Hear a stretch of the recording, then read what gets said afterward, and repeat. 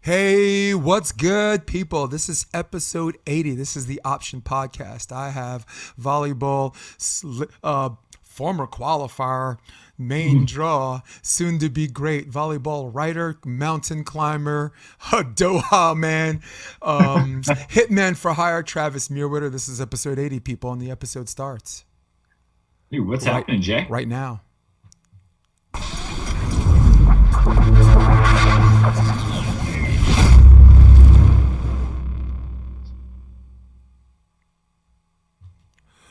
Guess who's back?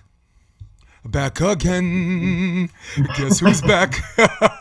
He's light skinned. Guess who's back? He takes no slack. He's not whack. I'm half black. Travis, what's up, man? What's happening, Jay? Good to see you. Good to see you, man. We were talking before we got in the air. There's going to be no particular order chronologically, Okay. so just be patient with that. I have kind of a way of bouncing back and forth, and my supporters basically let me do whatever I want. So here we go. What were we talking? What were we talking about before we went on? Oh, like volleyball players, right?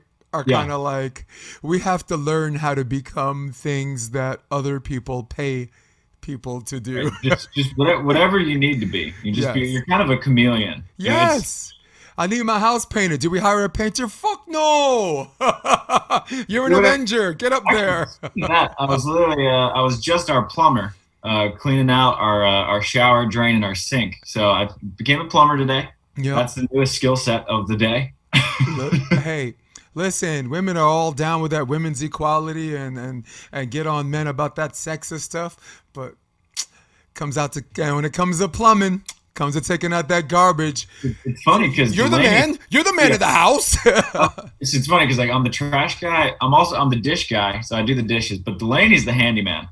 So we have a little outdoor area, and we needed to build a fence so to keep our weight room kind of little protected. Okay. So people don't steal our weights and stuff. So Delany's the one who built the fence. She does all the handiwork around the house. Wow. So I'm like, yeah, baby, I'll do the dishes. And today I did the plumbing, but she is like the man of the house. She's awesome. She's amazing. Good. That's good to know that you know that up front. I'm actually sharing this on my my news feed as well as NY Varsity Sports. It's live. I'm just using this as a hook. We're gonna tease some people, then we're gonna cut them off and tell them to go on iTunes and Spotify or YouTube or come back here. Yeah, Delany. We're definitely gonna talk about her, because I love powerful volleyball couples. When I say powerful volleyball couples, people think, oh, like 2 gold medalists or this or that. No, I'm talking about people who excel at the sport, people who are excellent in things outside of the sport, intellectually, psychologically. Like she told her story in that little 3-minute clip in the AVP, and honestly, I have a new respect or understanding. I kind of get her now. I didn't get her before. First time I met her, I didn't even like that girl. You know, I didn't tell you the first time we met, right? I was at LMU. She's at Pepperdine. I don't know. And I'm like the director of operations, right? Yeah. And you're not allowed to coach, but John Mayer said there's certain things you can say that technically aren't coaching. So she just got upset at me, and she comes up to me and she's like, "What are you doing? You know you can't do that, right?" I'm like, "Can't do what?" She's like, "You know what I'm talking about." And I'm like, who are you again? You know, she's like, you're a director of operations. You're not supposed to speak. And I looked at her like, assistant coaches ain't supposed to speak either. So take what you know about my personality and hers. And that first meeting goes like that. And I'm like, man, get out of here with that nonsense. You know, but then you understand, like, she came up in the sport. You understand both parents, and sometimes you feel like you're entitled because you're there. And then when you realize you're not, you got to put the work in. And then you have contempt by everybody else that for everyone else that feels entitled. So that's where that kind of comes from, because of the hard work and the due she had to pay, you know. But then as she gets to know me, like, dude, I'm 50 this year. Imagine all the work I'll put in on a smaller scale, on a bigger scale. I want you to picture what you're going to be like when you turn 50, Travis. Take all that and now think about me. Boom. Whoa. So no, but I wanted to plug her, and we definitely talk a little bit about her later, but I wanted to begin the podcast saying, hey, you know, I ain't mean to sass her like that. You know what I'm saying? And we all good, and I've always respected her, but after listening to her story, I have a newer respect for her, you know?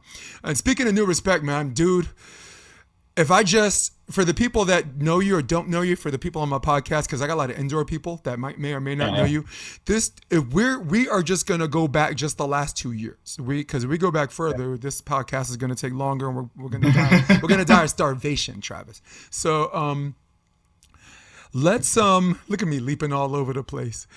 I read this awesome article you wrote. Tell everybody who you write for again. You write for yourself, but yeah, so I write for a couple different places. Right now I write full-time for the FIVB, Volleyball Mag. I have my own website. And then I actually write for an outdoor magazine, like a camping magazine, which is pretty cool. Nice.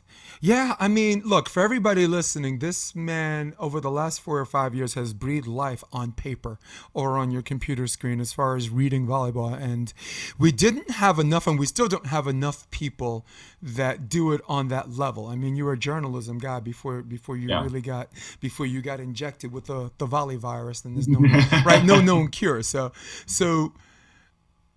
what we have in common, I'm not doing it in writing. I do it in poetry. If you ever see me go off on some of my spiels, but there needs to be more of us in volleyball players' lives. And I really I read this article about just the stress of just getting to Doha, because this is what I was getting to. So I would like you to walk our listeners, your listeners, everybody, whatever. I got people, actors that watch this, people that don't even play the sport. But I want you to walk them through some of the obstacles you had to do just to get there. I mean, playing, the elite athletes, and you're an elite athlete, but playing this competition is stressful enough, watching video and making in-game adjustments. But walk, the floor is yours, because I've been yapping the first 7 minutes, but the floor is yours. I want you to walk all of our listeners through some of the obstacles that you had to conquer just to get to Doha. The floor is yours, my man. It was a mess. So, I mean, this was the first FIVB event that was held since Doha almost exactly a year before.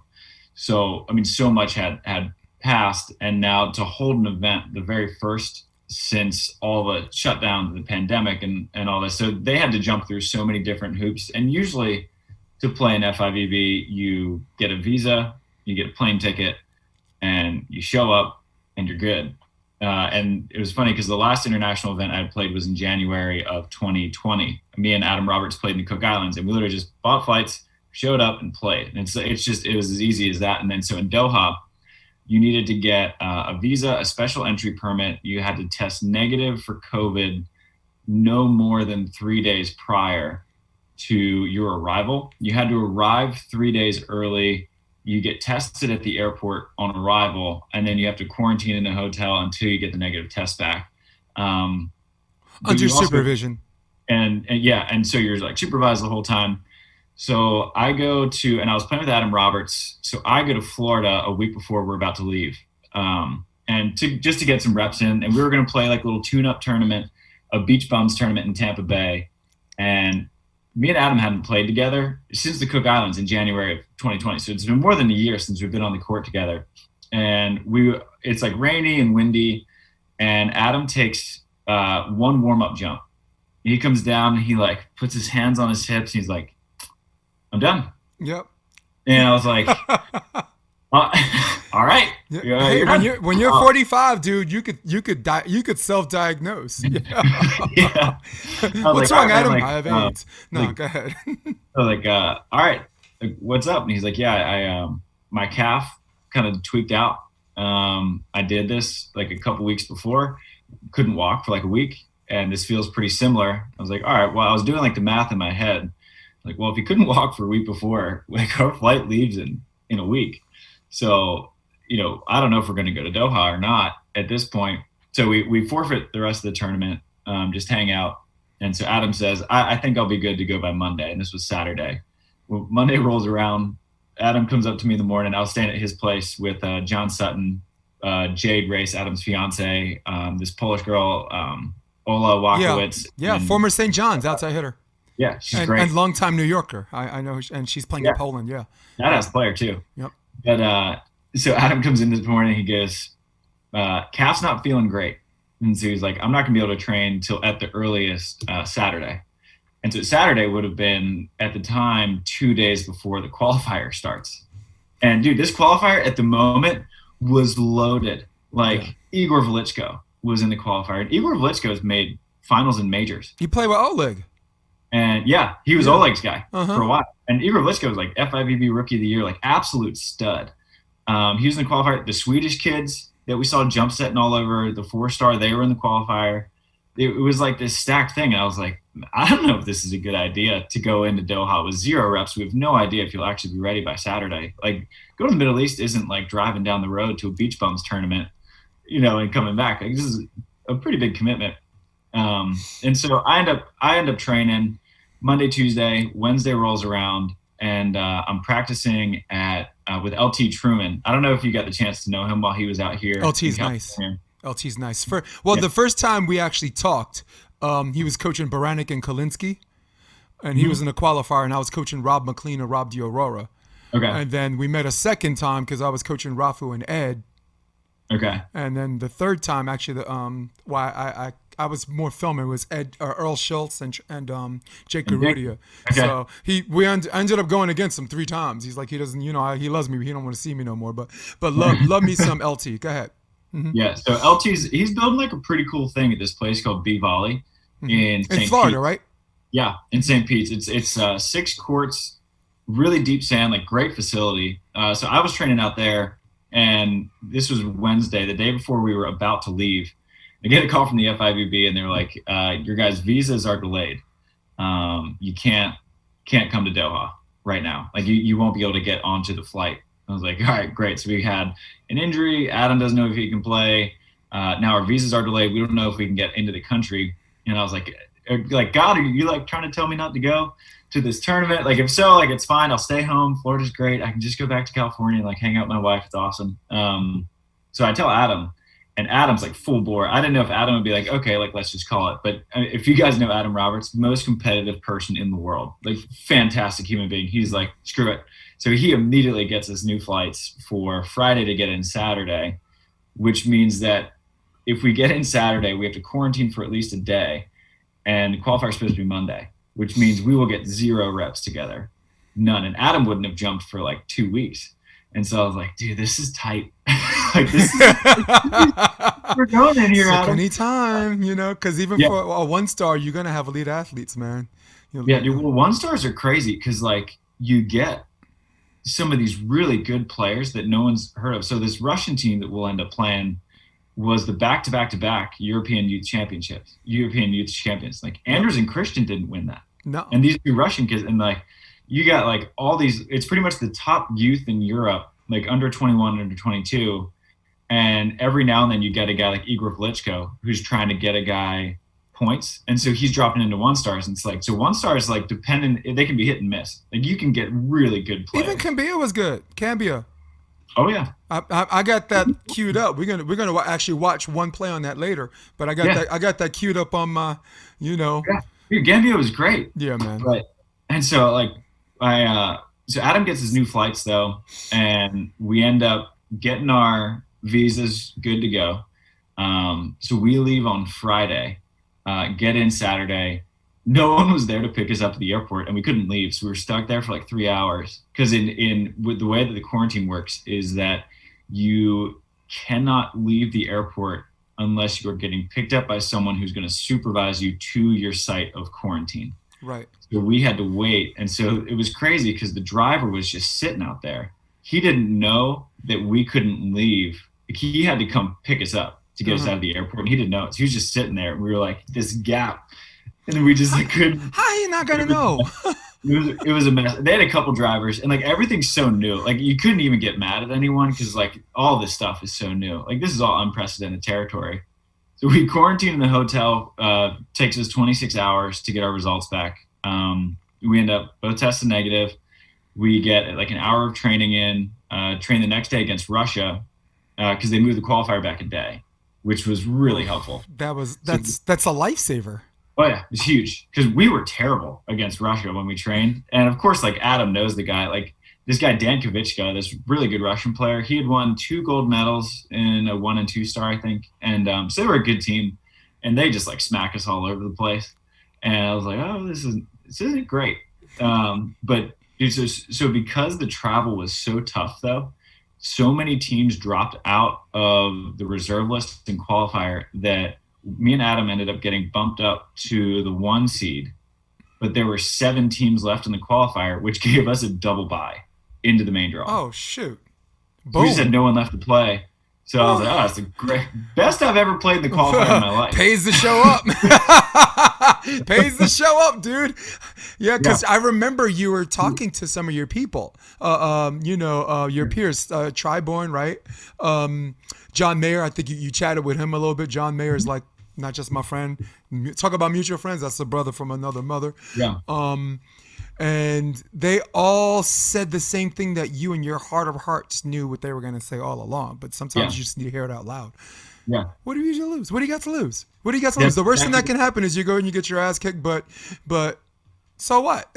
What happens if you don't show up at all? So yeah, I had texted my own personal little executive board whenever I have to make a tough decision is Delany, Jordan Chang, John Mayer, and Triborn. Yeah. And so I texted all of them, and Jordan Chang was like, well, what are you missing out on something? And I was like, if you don't go, I was like, no, I'd just be training and doing everything I've been doing for the last year and a half of COVID, just like training for whatever may or may not pop up on the schedule. He's like, dude, you got to go. Like, you're not going to lose points by playing in the 1 star. Like, you're fine. Like, go for it. I was like, you're right.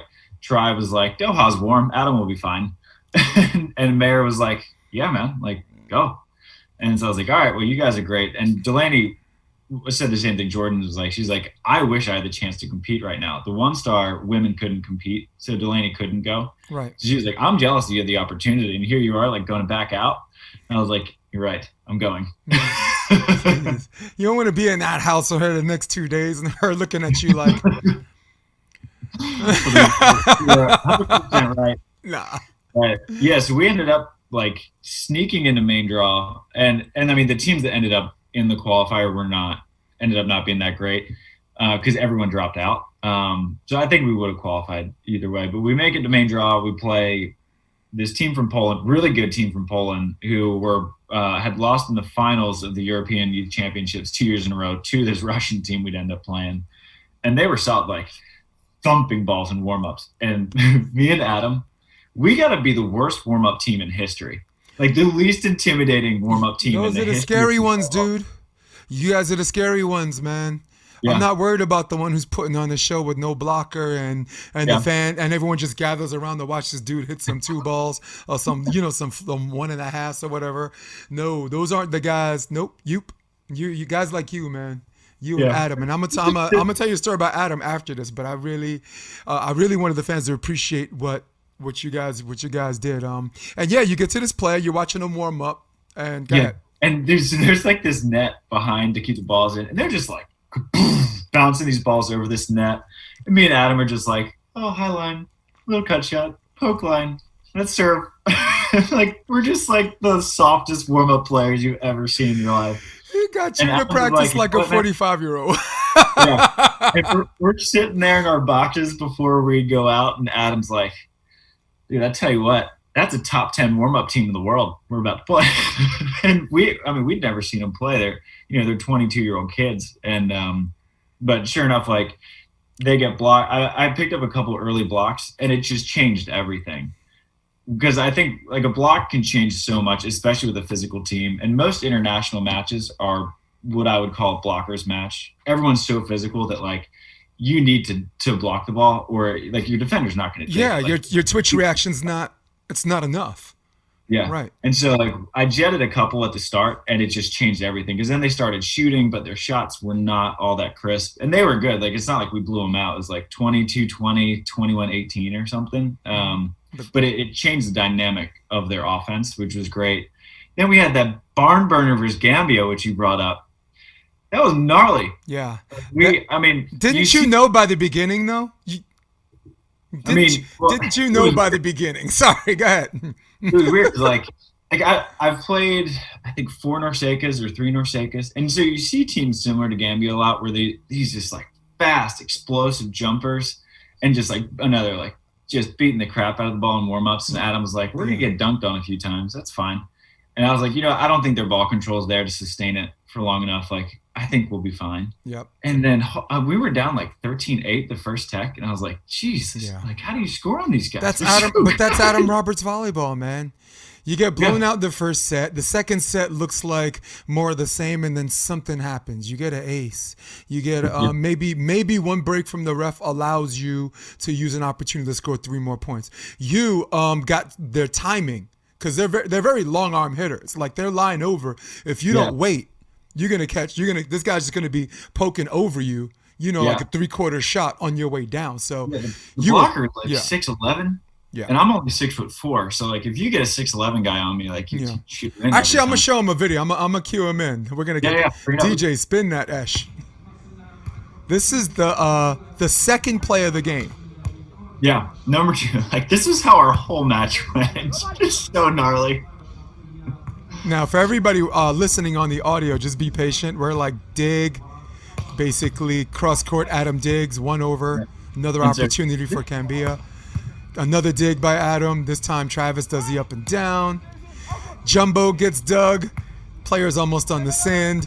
This play is still going on. We are close to 20 seconds. No, dude, that's a 28-second play. That play was 28 seconds long, my man. It was crazy, man. Yeah, that was... Wow. But like you said, players with long arms, good athleticism, but Adam suspected their sustainability to be able to perform, to do the things that they do well. We were both surprised that like they were able to stay in it as long as they did, because like they weren't great ball control players, but they were so athletic and explosive that it was a pretty still night, like a rare still night in Doha. Like, we were playing in 25-mile-an-hour winds a lot. And that was one of the calmer nights of the tournament, which I think helped their cause. Yes. Because they were not great passers. Mm-hmm. And that's what happened to them the next day, is that they lost to a Qatari team that they shouldn't have lost to, just because it was so windy and they were just spraying the ball. So that's what I expected to happen, but it didn't. Like, they just stayed so calm and composed the whole time until like late in the third set, the wheels kind of came off a little bit. Like, we were down 8-4. Yeah. And I was like, oh shit. Do you know, every time I saw you guys serve, there was a certain way that they passed the ball that I was like, you guys are going to get this point. And I was right. There was a play where Adam served his left shoulder and he made the guy move a little bit out of system. Still able to bring it back, but it looked like he lost a certain percentage of his court vision, which is almost become totally contingent on his partner's call now. And almost every time they had to do that, you kept your discipline. Adam just spied out the up and down on the difference. Like, for him, like, the up and down came more from the cut, where normally the cut is more of a drop for other teams.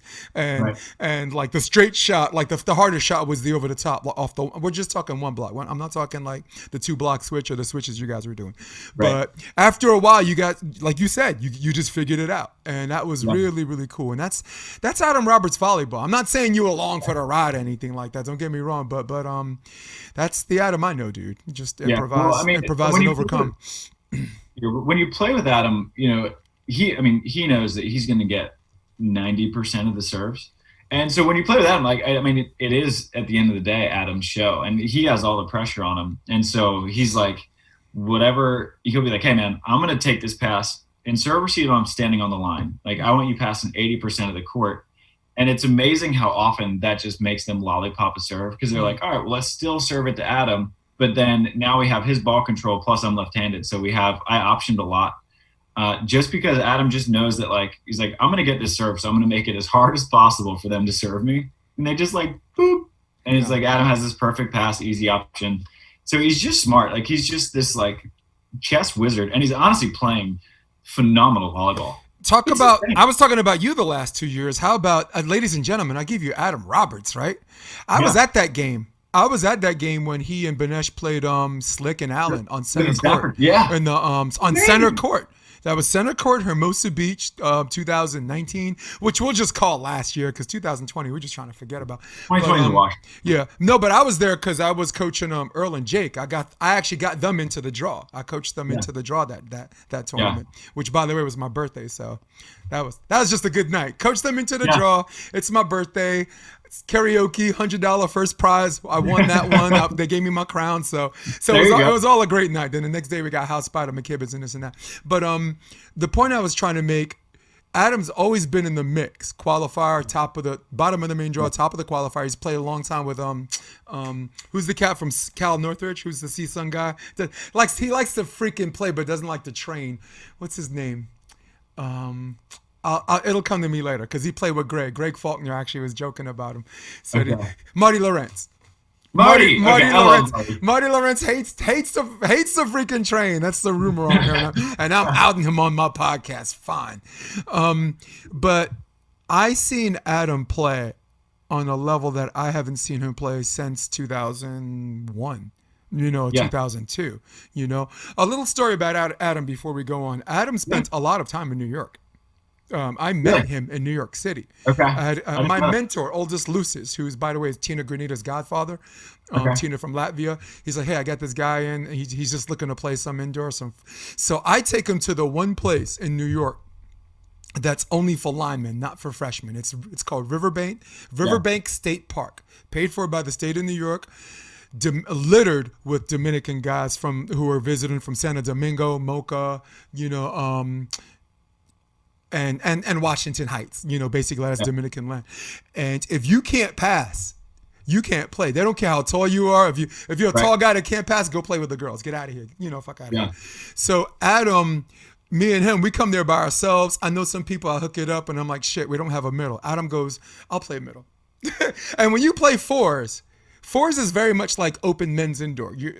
It's about the middles. Where beach, the highest level is really about the serve and first contact. That's what divides the AA and AAA guys from open and low on the higher level. AA for open, for indoor is the middles. And Adam goes, I'm good. And I'm like, you want a two? He says, no, just set me on one. I'm like, you sure? So I just held my hands high, and this dude we played like 3 sets and got out of there. He says, I gotta leave or whatever. But this dude just housed the entire night, and everybody's like, Jason, who the hell did you bring today? So, but that was a cool story. That was the first day I met Adam. That was 1998. Adam still recognizes me because back then I weighed 265 pounds. When I got out of the Army and I played some pro volleyball in Germany, and when I got back, I just, but he's like, no, I remember who you are. And that was really cool. But the story I wanted to tell, he has a long memory. He remembered my face and my name. He also remembered I wasn't a particularly nice guy back then. I've changed so much. I'm still paying the gods back for my past, but he's the kind of guy, I guess he's old enough and he's mature enough to be like, hey, I see you now, I see you then. And we made it. We both made it. So that's just a share I wanted with Adam, and I'm optimistic, if not hopeful, that you're going to continue to play with him. Maybe the next tournament or tournaments to come. What's going on? Yeah, we committed to. So the FIVB came out with the schedule, and there's like this Europe swing, kind of stretch where it's Bulgaria, Prague for a 2-star, Bulgaria, Rwanda for a 2-star, Bulgaria. Mm-hmm. And why Bulgaria is suddenly the beach hotspot, I don't know. But so we're like committed to that stretch. So that's like May through mid-June that we're going to be out in Europe. And so we like committed through that stretch because like I freaking love playing with Adam. Like a great player, but also just a great person and a phenomenal partner. Like he's the most competitive person I know. I mean, he takes losing hard. And so after we lost a heartbreaker to Russia in the quarterfinals. 15-12. Third set. Yep. Tough one, man. And so we both go, and this was our match started at 8:00 p.m. And so we were all like, and our flight was leaving the next day. If we won, we would have changed our flight. But so we lose to Russia, and Adam like is just distraught and just beating himself up over and over again. So I don't sleep that night. I stay up and I'm writing. I'm like too jacked up to fall asleep. And so me and Adam at like 4 a.m, we get in the elevator to go back. And we hadn't said a word since we lost. I just kind of like let Adam do his thing. And he's just like sitting in the elevator and he's like, you played awesome. And so, and he like immediately sent out texts to like a bunch of the top defenders in the US. And he was just like, listen, if you're not happy with your blocker, my guy Travis is like, balling out. He was literally like shopping me out to the best defenders who like might have been looking for a blocker. And I was like, dude, like I will go to war with you all day long, Adam. And so when the FIVB schedule came out, I called Adam and I was like, yo, let's go. He's like, let's do it. So he just came out to California for training. We're actually training with Try and Trevor tomorrow morning. So Adam's my guy. Freaking love him, man. Yeah, man. The thing Adam likes about you, and I'm going to speak for Adam on this, is you are a partner where you don't have to deal with your partner. Yeah. I saw. I talked to him yesterday on the beach. I had some New Yorkers that were visiting. So what I did was I set up a tent. I set up lines for them. You know, I have balls galore all over this freaking house. I actually gave 15 balls to a training group in Tanzania that needed volleyball. So all of my old yellow ones, I gave them 4 pairs of volleyball shorts, brand new. I gave, that I had in the house, some low cut, high top Mizunos. Threw that in the box, and I gave them like 16 white and yellow balls. So Adam's, playing with his fiance and this and that, and people started running up to him because he spent some time in New York, and I was like, hey man, and I told him the same thing I'm telling you right now. I said, Travis is a partner where you don't have to deal with your partner, and some of the people kind of knew what I was talking about, but Adam knew right away because you've been playing that long. It's there's certain personalities, and your personality is, I'm going to say something nice again, is you're quasi interchangeable, where like if you need to take control or be in control, you'll do it. But just as easily on the other end of that spectrum, you're very willing to give up control too. Because for the people listening to this podcast, there's no such thing in a doubles partnership as 50-50 control. Anyone that tells you that is lying through the devil ass. Just smack them with this little green tea frap cup, dump it on their head, because they're not being candid. Even if the margin is different of this much. There are levels, of course, but I like that you're a good partner for Adam because you do give up some control where someone like him who by the way, and I'm going to finish in a minute, that has the rare gift of dictating how fast or how slow they want the pace of the game to come. Those guys, everyone thinks that they're a dime a dozen. I'm telling you, they're not unicorns either, but there's so few of them you can name them. John Mayer, when he played, dictated how fast, how slow. He'll talk to the refs. He'll hold the ball. You know what I'm saying? He creates de facto timeouts and this and that. But Adam is one of those players, Travis, that has that gift to dictate. If the other team likes to play fast, guess what? No, we're going slow. If the other team, is on one knee because all of a sudden they're in New York and New York's a little bit more humid and that sand is harder than normal, your feet start to look like roast beef. Adam's like, give me the ball. We're gonna serve right, right away. Yeah.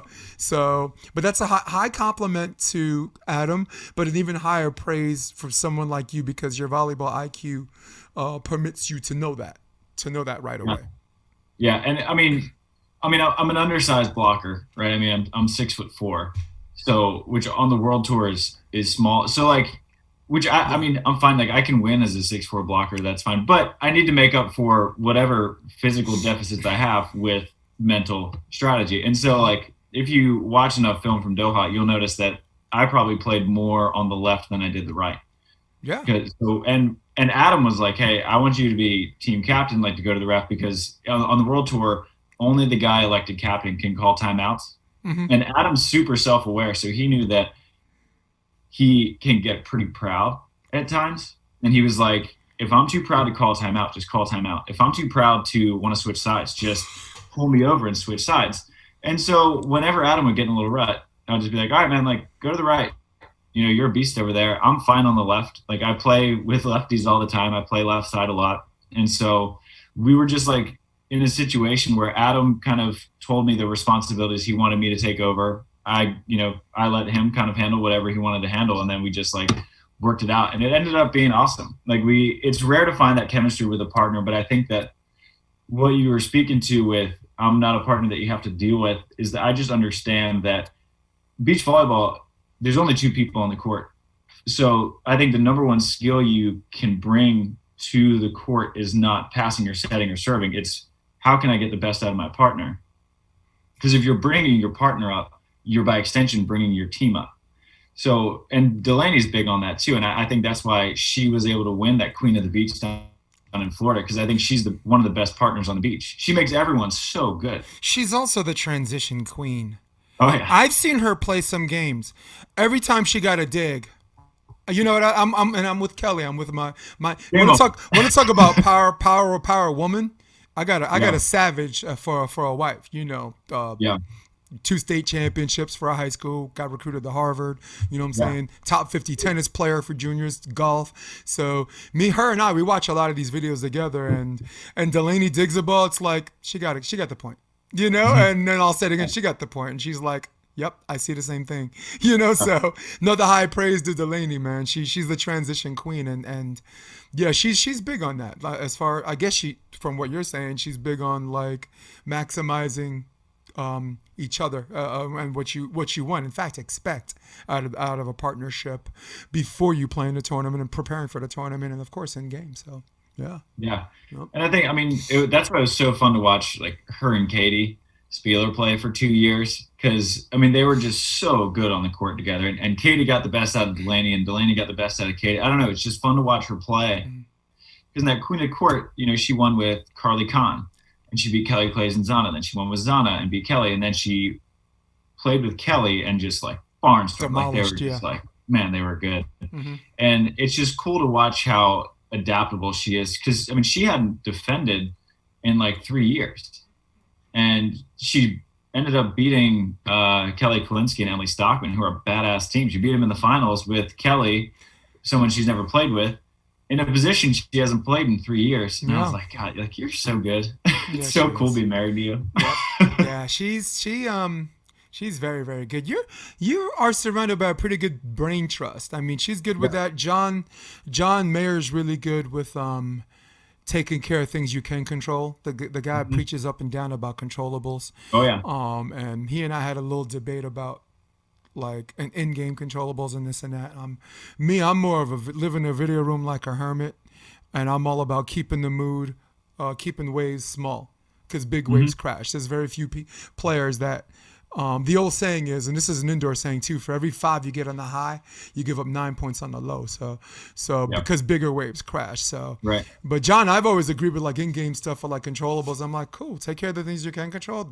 That only allows you to beat the teams you're better than and lose to the teams that are better than you. But then John's like, no, Jason, I'm talking about your time in the weight room, right? You control that. Your nutrition, your general nutrition. So I think on a preparational level, combined with the in-game level, I thought he won that debate with me. But I'm always, because my entire career as a player and as a coach and now as a commentator, the last couple of years, is doing less with more. I'm always trying to find. I'm not trying to take care of things only I can control. I'm gonna look to see, how I can make their life miserable too. Because if I do this straight up, taking care of the things I can control, I'm gonna lose. I always feel like I'm gonna lose all the time. So John kind of provided that balance. He says, I'm not just talking on court. I'm talking about, right. Get on the court a better player before the game starts. That's something you can control. Right. So I'm a huge Mayer disciple in that front. I think pretty much everything he says is like pretty much gold. And whenever I get in practices with him, I'm just like sitting there taking mental notes the whole time. So I'm a huge fan of control what you can control. So against Gambia, for example, I'm not 6'11". I can't control my height, but I can control what I do with it. Yes. And I can't control how well they pass the ball, but I can control how well I serve it. I can at least make their life difficult. And you're bigger than that. Dude, you're bigger than that. How tall is Trevor? Trevor's he's like 1 inch taller than me. Okay. He's like a little bit I was bigger. going to say, you better not say 6'6", man. I'll reach through this No, camera. Trevor's not 6'6". No, but Trevor is bigger than that. Yeah. And the 1 inch you're talking about, if someone hunches, you're basically the same damn. Right. You're the guy who's standing up straight. He's the huncher. Yeah. So but Travis, you're bigger than that. Yeah, I love watching Trevor because you don't need to be huge to be an effective blocker. I watch, so I work with Evie Matthews a lot, and he's like, I want you to become the American Giannis Smeddens. I want you to be the American Smeddens. And I watch Smeddens, and you're not getting high. So even Alisson Phil Dahlhauser, you're talking about the best offensive players in beach volleyball history. They'll still swing an inch, 2 inches, 3 inches above the net. Not every time, but they'll do it maybe 30% of the time. Mm-hmm. You can block 30% of those balls if you just have good hands. And that's what Trevor, I think, has some of the best blocking hands on the beach, where he's not like this enormous like block, but his hands are just perfect, and they're shaped right, and they're pressing low and in the right spots, and he's just smart. And that's the most, I think, underrated skill on blocking, is having that good low press with effective hands. Yep. So carry. Like, oh, this guy's huge. He's going to be a great blocker. It's like, well, if he's not skilled, he's just going to get abused up there, And so I think it's better to be small with good hands than huge and you're just a goon. Yeah. Hey, for the people wishing, Evie Matthews is Kelly Kalinsky and Emily Stockman's coach, amongst other people, and again, Stockman and Kalinsky, when they're very much like Rafi Paulis, man. When they're on, they look like they can do no wrong. They look like world beaters, right? Weren't we talking about Rafi when he was playing with Rice? Yeah, the other morning. Yeah, man. Just what. There's some days, even if he misses, he can't miss. Yeah.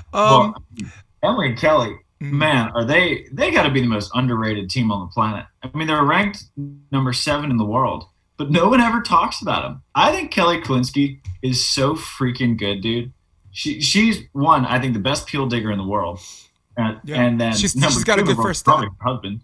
Yeah. But I think they are unreal. And then you get Stockman, who's just like this physical freak, and like no one ever talks about him, and I don't know why. But I think Kelly is like a transcendent talent, and Emily is so good. She's a workhorse. I was really glad to have Kelly on my show. I actually asked her questions to see if I could get her to bite some bait where we could have a fun conversation that might hurt some people's feelings, but she's too professional. She didn't take the bait, and I'm like, oh my God, you're so. I said, oh my God, Kelly, you're so good, and she's like, like I am. No, but her peel block is good because if you look at her first step is big, where the speed's already there, allowing her the right to slow down. Where some people's peels, sometimes it's a back pedal or sometimes it's small, where they still have to build. They have no choice but to build up speed. They're already slow. So her first step is already set at 30 miles an hour with the right to slow down to 15 or 10 or whatever. You look at Sharif, his peel.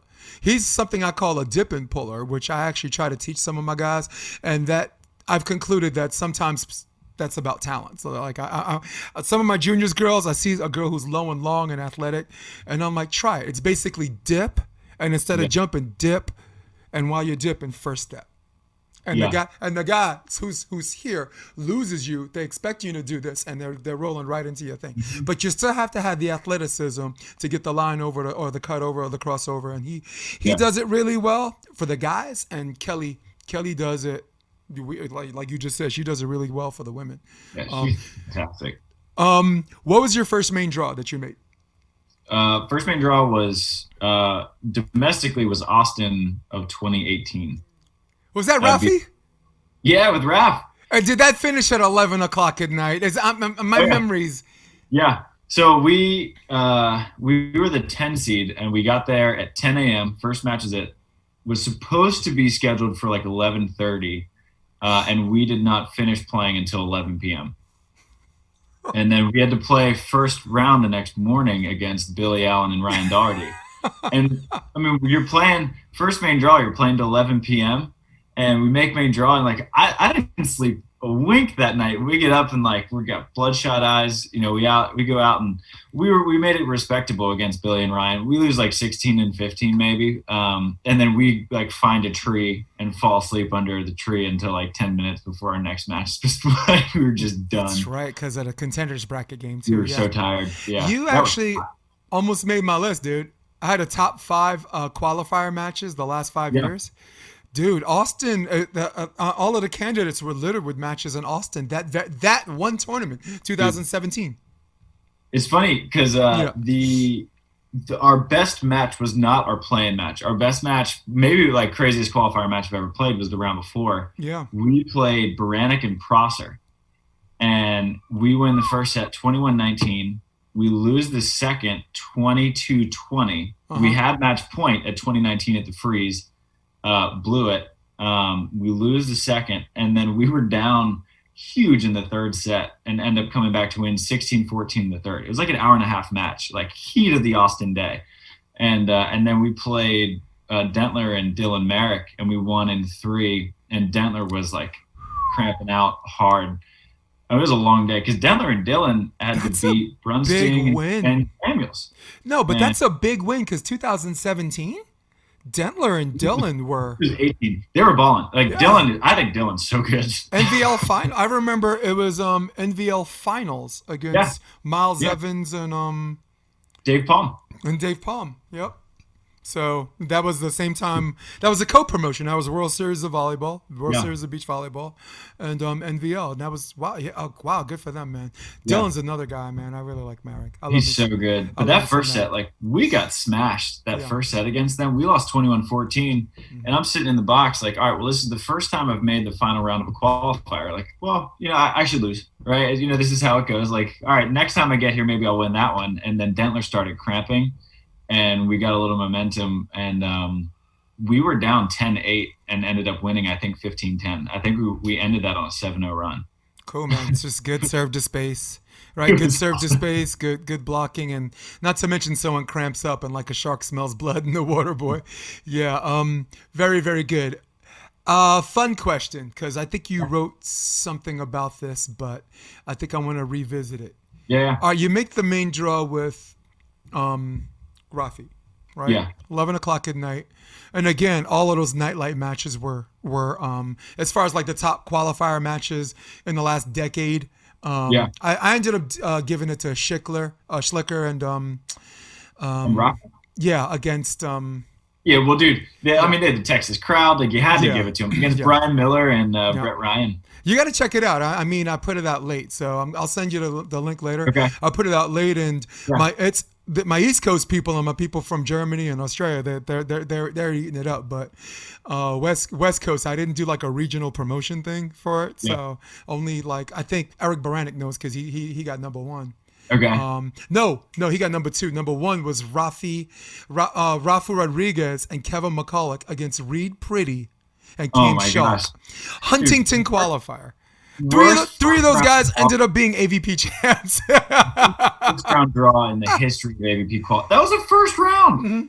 That's freaking insane. I was looking at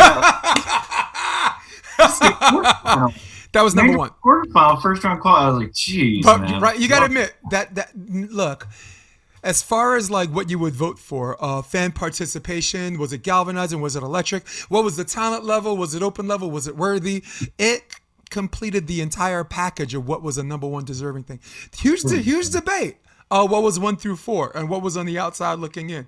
Some people are like, I like this, I like that, but not one person disagreed on what was number 1. Yeah, dude, insane. And then, the next month in New York, it was like Cam and Ricardo versus Rafu and Piotr first round. Yep.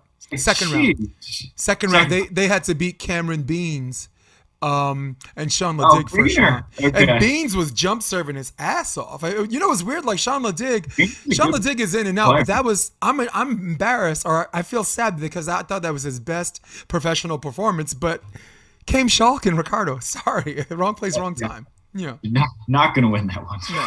No, but listen, 18 and 17 is respectable, dude. Super respectable. Yeah. So, and Sean got his respect, and Cam Beans is universally loved. We all love us some Cam Beans. So, my New York one was Mike Salick and Greg Hunter. A lot of you guys don't know.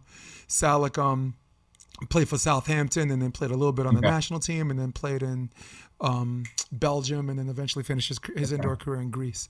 But he's one of these 40-something-year-olds, and he, for a long time, was the best indoor player in New York City. So he had more people at that qualifier second round match than the main draw did on center court. except for the Sunday finals, with the exception of the Sunday finals. And you know where the qualifiers were played back then. They were playing that 3-net system where you could only have a back shot, or like a front and back shot.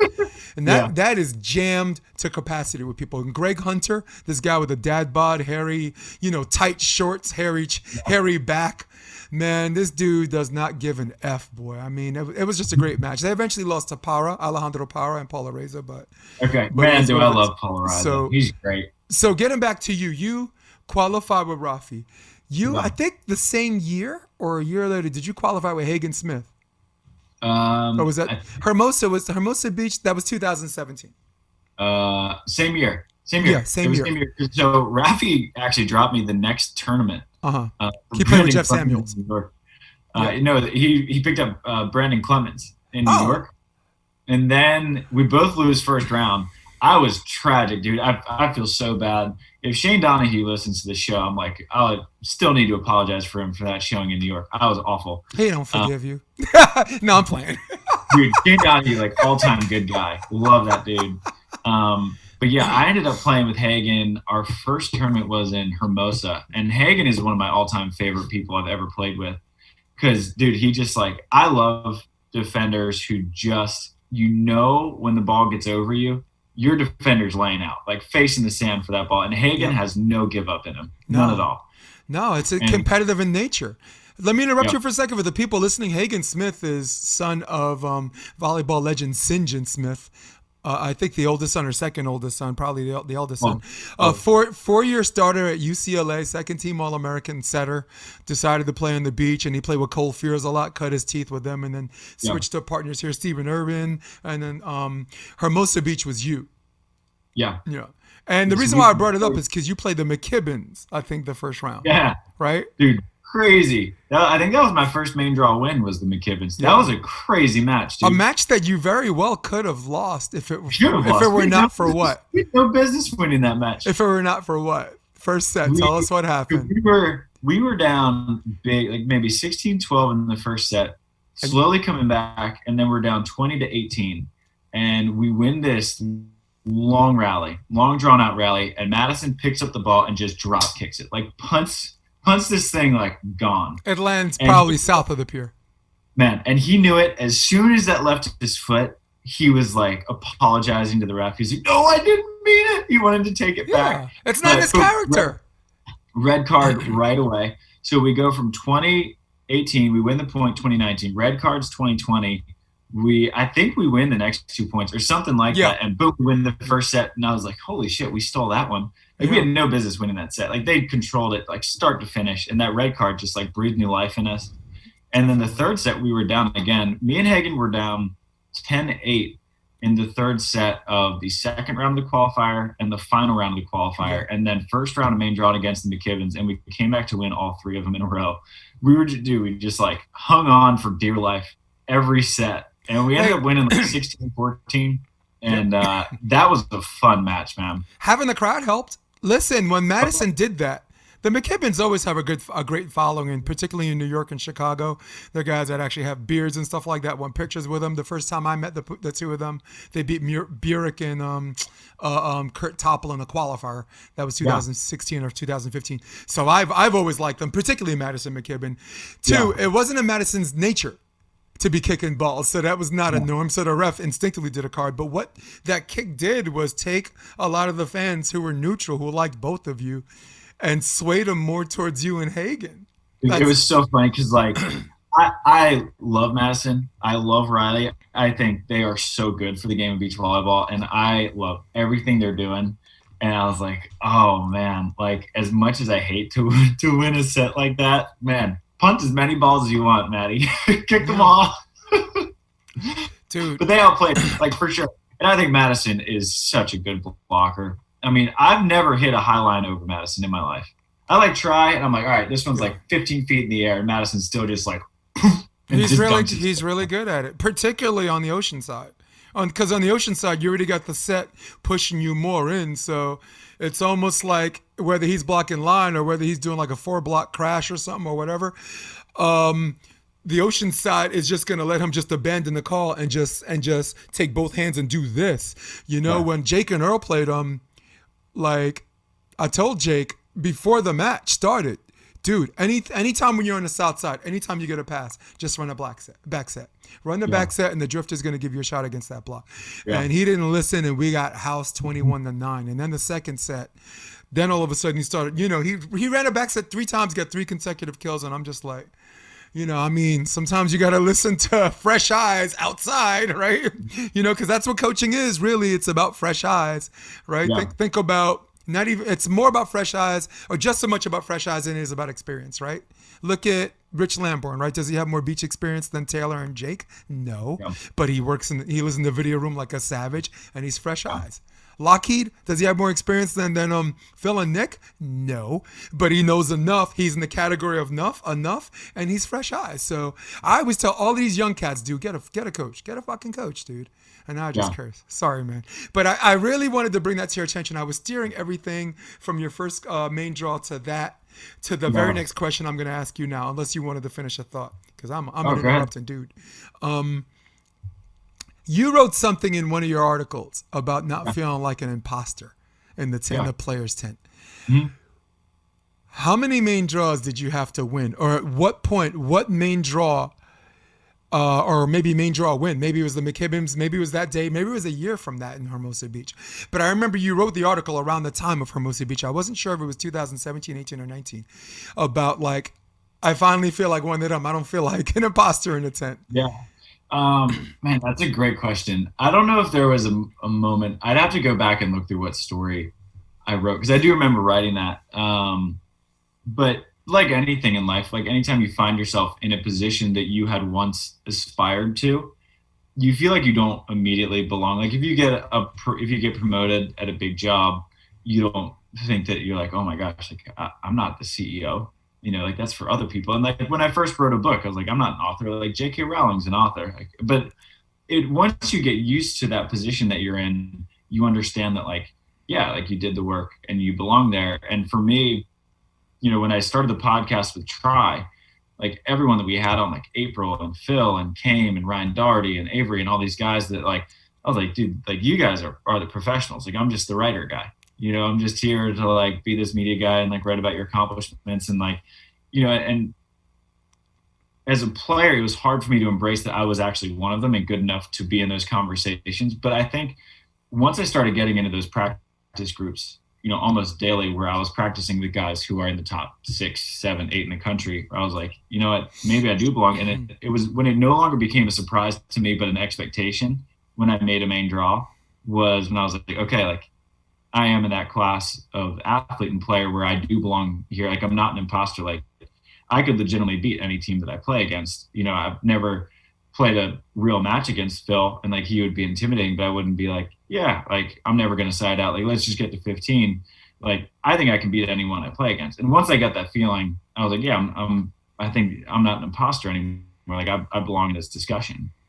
It touched me very much because as a guy who moved here 5 years ago that knew that on some level I had to pay dues all over again in some respects. I've been coaching 21 years, 13 NCAA, almost all of it as a head coach, high school championships, college Final Fours, whatever, coach of the year, Madison Square Garden. That was like 2014. Yeah. You get into this validation game, which as New Yorkers, we don't like doing because New Yorkers, we don't care what you've done 5 years ago or last year. We're having a conversation as people. How are you talking to me now? Am I a person? Are you a person? Are we talking to each other like people? That's all we care about. So my danger was getting passed up for certain things where I'm like, so what? This fucking kid is 22 years old. He got it because he grew up in it, and they didn't even pay attention to someone who's been doing this longer than he lived. And now, if you listen to my language, I'm slowly becoming what I despise. Yeah. You become what you despise. So, so I understand what you're saying because my first year here was rough. I told Kelly, and you're gonna love this because I said this before and I'll say it again. I said, if you want to kill me, because it was her idea. She talked about how fun LA, more coaching opportunities, this and that. And I said, if you want to kill me, take me back to Brooklyn and kill me. Take me to the Verrazano Bridge, put under the bridge, put 2 in my head, let me die like a man. Don't let me die here in the sand like a fucking snake, so that was my low. That was somewhere between 2016 and 2017. But Rafu, Okay. what happened was Rafu and Kevin McCulloch took me on as a coach and helped them prepare for Manhattan Beach, 2016, which, by the way, I played in. I wanted to play in one just to get the experience. Yeah. I'm a lifelong indoor player. So I played with Tyler Lucas. We got housed by Rosner and TK Kohler. Okay. I think it was like 6 and 16. Yeah. But the point was I did it. I was 48 at the time, and I just wanted to get it in before I got too old. Right. So, but Rafu and Kevin made the draw, lost to Ty Loomis, and then won 5 straight contenders bracket matches. Won 5 straight, and then from there, a couple of years later, he won with at Ratledge. But I still felt like an imposter, despite all the video room stuff I did. So what made me not feel like an imposter was taking a team that not a lot of people knew. No one knew Jake from New Jersey. You know Jersey Jake. Everyone knew Earl by the afro, but they know the guy. He's the guy. Qualifier 2, qualifier 3, if we're labeling people, which I don't like to do. But they tried 7 times, and I picked him up that one time, and they got in. And that's when I walked into the tent and saying, okay, some people are given that, some coaches are given the spot because they know someone. Some people are given the spot because they deserve it. And then there's some people who, they're undeniable because they punched their own ticket. Right. And that's how I felt about you.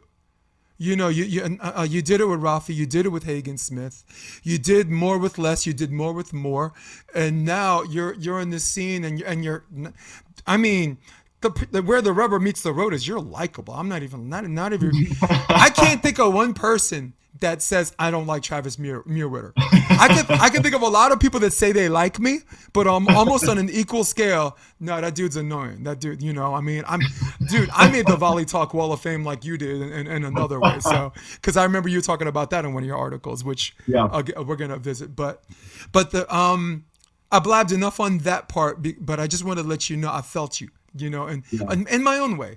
You're still this elite athlete. You haven't even hit your ceiling yet. You're gonna have an upgrade and downgrade and partners, whatever the hell that means. And eventually, if or when you win that chip, you got to come back on this podcast. I mean, I know you and Trier are gonna talk about it on the Sandcast, but I was down with you from day one when I was doing the beat. Volleyball 1-on-1 for Andor for Andor July.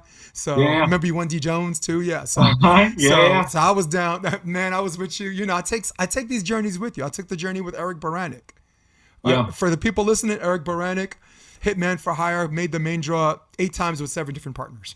You know, or something like that. 6 times with 7 different partners. You know, including Proser, who was a cancer survivor. But tell everybody before I drift too far. Tell everybody what started the Sandcast. The Sandcast is a strictly volleyball podcast with Triborn and Travis Mewhirter here. And sometimes you veer off, sometimes you have non-volleyball guests, but I'm going to give you the floor. The floor is yours. How did that start?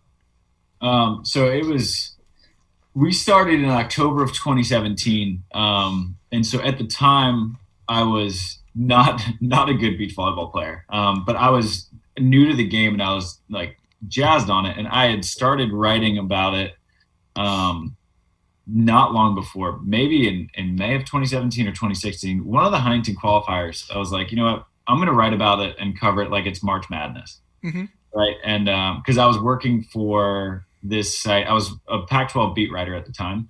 And I was like, you know what, we're covering March Madness and we're breaking down every single match like it's, you know, the World Series. So I was like, all right, I'm going to do that with the Huntington Beach qualifier. So I wrote that, and Lee Feinswag at Volleyball Magazine found it. Like someone sent it to him. Kyle Blackburn sent it to him on Facebook and was like, hey, dude, you got to check this out. So he calls me like later that day. It's like, who are you and why are you writing about beach volleyball? And so he picked me up as a freelancer. So I just started writing a ton of volleyball stuff. And I was working on my first book at the time, and Tri was one of my first interviews. And he gave me like an hour and a half of his time, and I hung up and I was like, and at the time, Tri was ranked like number 5 in the world with Hayden. I was like, that was the 5th best player on the planet who just like gave me all the time in the world. And then Tri gets his autoimmune disease, and so he can't play. And so he was looking for something to do. And so he calls me and was like, hey man, like, what do you think about starting a beach volleyball podcast? And I was like, I get a chance to hang out with Tri like once a week and just chat volleyball. I was like, hell yeah, like of course. And so we met at the Ocean Diner in Hermosa on 10th Street, and we just hashed it out. Like, we bought some audio equipment, and we just started like talking, like bringing in players and talking about volleyball, and we put it out. And now it's, we're almost 4 years in. This October will be 4 years that we've been doing it. Haven't missed a Wednesday since we started, and we just chat volley, and it's awesome. Dude, hey, blueberry pancakes, people. Ocean Diner, blueberry pancakes. Shout out. We're neighbors, but without giving away my exact address, I live around the corner. Yeah, I've been there. Yeah. Last time I was on the show, we did an in-person one. I told you I'm a fucking idiot, dude. I told you. See, we had this conversation. Yeah, so we had this conversation before it starts. Sorry, guys. So me and Tri, like we're doing it. We're actually now we were talking to Anouk Verger Dupre, or however you pronounce it, the Swiss defender. Yep. And so we are now like the official podcast of the IBVPA, which is like the International Beach Volleyball Players Association. So we're like going to start doing a lot more international content because they like wanted a voice, and they're like, hey, you guys are doing great stuff. We like want to be on board. You're like, yeah, however we can help. Let's do it. Tell you what, man, if you ever have a show where like the pools are announced after the qualifier for the draw, freaking Zoom, Skype me, man. We could do like a winner, pick winner stuff. You know, put me on the camera in the corner, and we'll go through each pool who we think is going to finish first in each pool. I love doing that just to stuff. make that. Yeah, I mean, honestly, I could be your outside guest or whatever. I mean, look, you guys earned it. 4 years ago up to this point, man, you have all these interesting interviews, and you get a lot out of these players that a lot of people don't know about them. I would like to think I do the same thing, because sometimes I don't always ask comfortable questions either. I had Mackenzie on the podcast. I was talking about the PE, the banned substance he got busted for or whatever. Yeah. So, but look, but if he doesn't answer that, people think he's doing something shady. It turns out that they wanted him to fly to Australia and test, and I think he was in Belgium, and the money that they weren't paying for his flight, and he's like, no, I'm not flying, spending all my money to fly over there for a test. So no show is the same thing as failing. So that's something, so if you Google search, it doesn't say that, but so sometimes it helps just to ask the question, dude, You know Dave McKenzie, right? Yeah, I know Dave McKenzie. He's out in Singapore now? Malaysia, yeah. Yep. Malaysia, okay. Yep. I got about 5 minutes before I get a little dinner date with my wife here, Jed. Yeah, listen, today is Thursday pizza night. It's supposed to be me, Kelly, and my 4-year-old, and Kelly's already like, why are you doing this at 6? And I'm like, because it's Travis. So, and I could only get away with this because it's you, because she's not going to be mad at you. Who's going to be mad at Travis, dude? So listen, one more topic, and I think it's going to last. It's going to last the time we spend already. Someone on Volley Talk said this very, very interesting post, and I wanted you to give you the floor on this. Yeah. And I like what he wrote, and I like your response. He says, by no means, it's talking about you not qualifying for the draw. By no means is this meant to hammer the guy. But if you can't qualify in this qualifier, I think it's fair to say it's time to reassess exactly what you're doing. That's the piece I want to read from him. A deep introspection and discussion of the brutal nature of qualifiers and when to say uncle. Yeah. I really like that question, because it sounded like he was just talking shit, like another troller, which, by the way, we don't feed trollers. But this was worth the response, because I want you to go first. Yeah, well, he asked a good question. He wasn't just like, oh, he sucks. And he was just like, this is what I want to read from him. Like, why are you still doing this? And at the time, I was like, mind-boggled, because like I had just started. Like, I've been playing beach for like 2 years, and so the what was being referenced in that post was, and I'd never heard of Volley Talk before that post went up. It was the Hermosa Beach qualifier of 2017, and I was playing with Dr. Vandermeer, and we lost in the third round to Logan Weber and Charlie Van Ries. And Logan is now playing phenomenal volleyball, but this was like when Logan was pretty raw, and Logan was Charlie coming was up, a good player, but a match that I think that we were probably expected to win. And so we lose and we don't qualify, and I'm like crestfallen. I'm like, damn, dude, like that's the one. Like that was the time to qualify. And so this guy on Volley Talk asks, like, that question. He's like, when's the time to hang it up? I was like, what are you talking about? Time to hang? Like, I just got started playing. Like, I'm like a B player, man. And my editor called me and was like, dude, you're famous. Like, you have your own thread on Volley Talk. And so I was like, yep, I got one too, man. I feel you. So I was like, all right, I'm going to actually take some time to think about this. Like, it's a fair question. And I think one that probably every beach volleyball player has faced, just the nature of the sport. Like, what are we doing here? And so I ended up, my favorite quote of all time comes from Teddy Roosevelt. It's The Man in the Arena. And it's, gosh, I'll read it. I have it. Yeah, we just moved, so I don't know where. Would you like me to read it? I have it in front of me. Yeah, go for it. Okay. Teddy Roosevelt says, the credit belongs to the man who was actually in the arena, whose face is marred by dust and sweat and blood, who strives valiantly, who errs, who comes short again and again because there is no effort without error or shortcoming, but who does actually strive to do the deeds, who knows great enthusiasms, the great devotions, who spends himself in a worthy cause, who at best knows in the end the triumph of a high achievement, or at the worst, if he fails, or at least fails while daring greatly, so that his place shall never be with those cold and timid souls who neither know victory nor defeat. Right. So, and it begins, it's like it's not the critic who counts, like the credit belongs to the man who's actually in the arena. Yep. And I was like, you know what?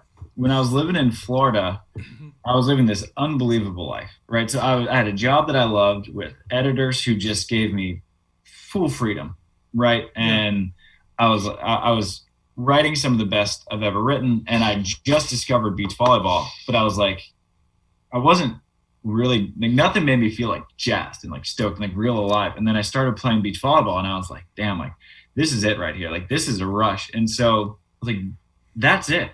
Like that's the ticket, right? Like that's the key, is that I want to do something that's going to make me feel like that all the time. And like Teddy Roosevelt says, he's like, most people are too timid to get that feeling, because when you go out in a qualifier, like you're vulnerable as heck. Like if you lose to a team you're not supposed to lose to, then I mean, it's a lose-lose. Like you shouldn't have lost. And so people are like, oh, like it's time to hang it up, you know, but at least I was out there, you know, and so that's like just my mantra, like every day, is that, you know, going to China for a single elimination qualifier with Mike Bogue. We were dead last seed in the qualifier, like spent like $1,000 to get there. It could have been one match and we were out. But I was like, you know what, like we're in the arena, like we're doing it. Like this is what it's all about. And you end up just accumulating these incredible life experiences and building these relationships just because you have the balls to go for it. And so, and that's just like, just been the fuel for the journey since then. It's just like, let's get back in the arena. Let's get back in the arena. But that's interesting that's what you got out of that diatribe. My operative words were, it's time to reassess. Meaning, for a long time, and there are female players like this, just like you. There are guys who are trying to qualify, they're not in the draw. There's times to qualify, they're not in the draw. Someone like Partain comes along, right? Qualifies. This guy comes along, qualifies. And the women I'm not even going to talk about, because once it became an NCAA sport, all of these girls who were like bottom in the main draw or upper qualifier, they're getting housed by girls like Chrissy Jones, Maple and Kraft, anyone whose last name is Norris and this and that. So time to reassess. What I got from it was, do people jump higher than Miles Partain? Yes. Do people hit harder than him? Yes. Are people more physically athletic than him? Hell yeah. But yet, there he is, and there you are. And I think the time to reassess, the time to assess came more from change a coach, do something. Time to cowboy the F up. Or keep doing this for fun and say that's who you are. And that was, to me, that's what I got, which is actually a hell of a lot more cold than what you thought was just the disrespectful nature of the other post or whatever and this and that. But we got two different things from it, but they both have a common denominator. You love this, you want this, and you want to be a better version of yourself. I mean, that's what I got out of it, you know? So. And like, he asked a fair question. I was like, all right, man, like you asked a question, I'll take the time to answer it. But that's why you answered it, because Travis, do not feed the trolls, okay? Your brand for what you're doing, Sandcast, and even now as a volleyball player, they're gonna be people. Do not feed the trolls, okay? But this was, I don't know, it was like half troll, but gotcha, hooked it. Hey, we got food, man. We got pizza, okay? But I got pizza. I don't know. I mean, Delany, in addition to fixing everything, does she cook too? What's up? Yeah, she's an awesome cook. It's Ain't nobody in this house cook, dude. Ain't nobody in my house cook. I make chicken parmesan 4 times a year, but it's worth it because I do it the Brooklyn way. Travis, before we go, tell everybody where they can find Sandcast, and tell everybody that wants to know more about my man Travis Mewhirter. Yeah, so Sandcast you can find on Spotify, iTunes, like wherever you listen to your podcast, you can find it there. For me, for my writing, you can find my writing on Volleyball Mag, FIVB, and then personally, if you want to follow like whatever I'm up to, my Instagram is at TramMew, TRAMMEW. Damn, I never knew that.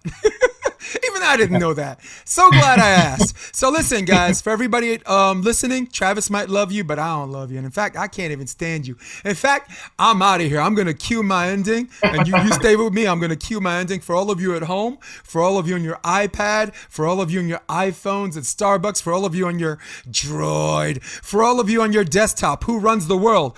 Old school, old school. For Travis Mewhirter, I am Jason DeBias. This is episode 80 of the Option Podcast. We're out.